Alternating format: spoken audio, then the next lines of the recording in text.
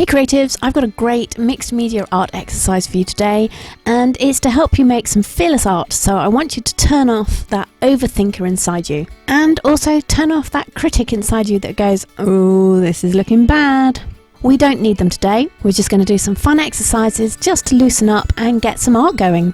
So a great way to turn some of these voices off in this exercise today is to just limit some of your choices. I've just grabbed a pad of neutral coloured heavyweight paper in just one size, and this is A5, so it's just under 6 inches and just over 8 inches. And that's going to be my surface today. I've also grabbed a pad of craft paper, and this is just your ordinary package paper but in a pad form. And to start my pages off, I'm just going to do some tearing of the craft paper to make some shapes. Don't worry about how it's going to look, we just want some random shapes to stick on our surface. And to stick them down, I'm going to use some matte medium today. But don't forget, you can find details of the products that I'm using under the video in the description. Now for this page, I'm loosely weaving my torn craft paper strips, and if you want to see it in more detail how I'm actually doing this, then do feel free to slow down the video using the speed controls in the video settings. I do have a tendency to speed up my YouTube videos, as I know we all have limited time to watch videos, but at least you do have the option to slow it down or speed it up if you need to. And let me know if I'm getting the speed right, or if you'd prefer it slower or faster. I'm happy for the feedback, so just let me know. Right, now I want you to make 2 more pages, but using different torn shapes, because we're going to work on 3 pages at the same time. And if you're one of my regular watchers, then you'll know that this is another one of my favourite techniques for stop overthinking. Because the idea is that rather than working on 1 page, you're using the same amount of time to work on 3 pages, so it's cutting down the amount of time you can spend on each page, and the amount of time that you have to second guess your decisions. Because sometimes you just need to let go and trust your instinct. And some of you might be really good at this already, but I'm not one of those people. So this is something that I've been training in myself, and if it hits a chord with you, then these exercises will help you too. Okay, so now what I want you to do is to pick out 3 colours of paint that will work well together.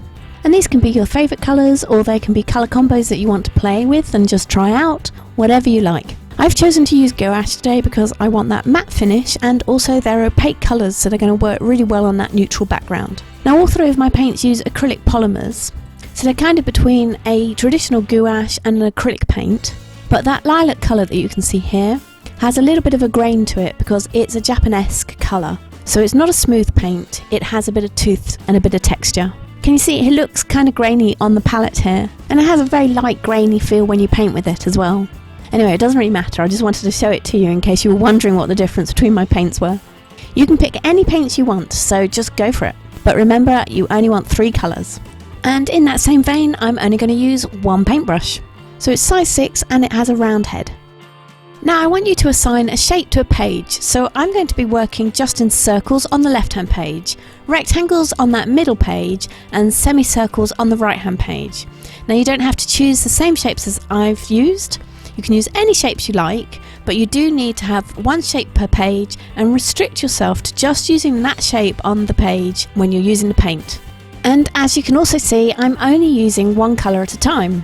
So I'm working from left to right, putting down my shapes in 1 colour, and then I'll let that layer dry. And if you need to, you could use a heat tool just to speed it up. And then I'm going to repeat the process using the next colour, and then finally with the 3rd colour. Now don't worry about the placement of your shapes, and put down as many shapes as you want. So if you only want 1 shape there, then just use 1 shape. Do vary the size of your shapes. And remember, you can use open shapes or filled in shapes or half filled in shapes. And swapping between these things will help add interest. So you can definitely see that there's a kind of muscle memory going on with my circle page. I mean, circles is something that I've been using a lot of. It's a motif that I use again and again. So even though it's been pretty random up to this point, by the time we get to that last layer of paint, the placement of those lilac circles is definitely planned. And I've made a conscious decision to put them where they are. My other 2 pages are still pretty random, but I've still worked pretty quickly and not overthought any of the pages, which is the aim of this exercise. But if you already have no problems with overthinking, then this exercise actually makes a really good warm-up. So great for getting you all fired up on all your art cylinders ready at the beginning of a big art session. So do let me know how you get on with it, and tag me in on social media if you want to share any of your work. And don't forget to like the video if it's useful to you, and if you've been enjoying it, feel free to share it with anyone you think might like it too. And of course, if you're not one of my subscribers, I would love to have you on board, so please do subscribe and hit that notification bell so you can catch my next art and craft video. The next stage of this exercise is to add a layer of detail, and I'm going to use a paint pen for this. Now, I don't have that many colours to choose from, but I have chosen a colour that is sympathetic and close to the colours I already have on this page. As this layer, I want it to add texture, but not necessarily to have details that jump out at you. And also, you no longer have to stick to the shape per page rule. You can use any marks on any of the pages. So in this layer, start looking at your pages a little bit more critically.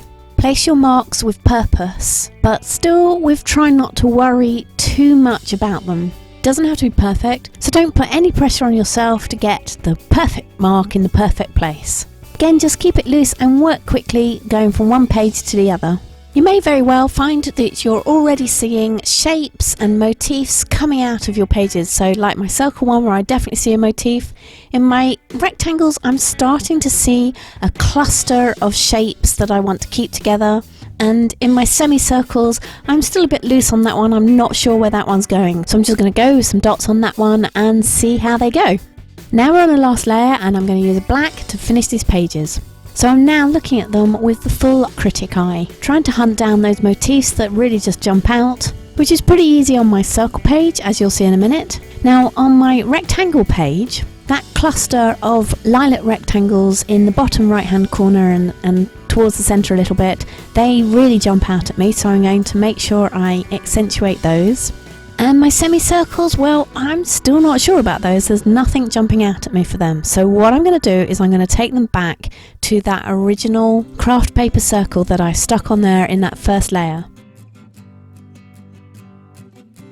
So my top tips for helping you to finish your pages in this exercise are: add shapes that jump out at you from the page. Add a few marks well placed rather than lots and lots of marks that fill the page.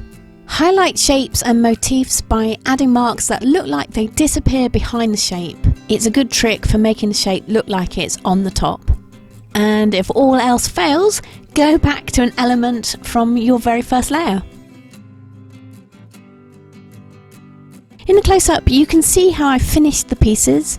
They definitely make a collection, don't they, with that use of the same colours and the same products. And now that you can see all three of them together, let me know which one is your favourite. I'm super curious to hear if you've got one and which one it is. So do let me know. Now don't forget that I have plenty of other videos to help you be creative today, so feel free to catch up with anything you've missed, and here's a suggestion. Thanks so much for watching, guys, and I'll see you next time.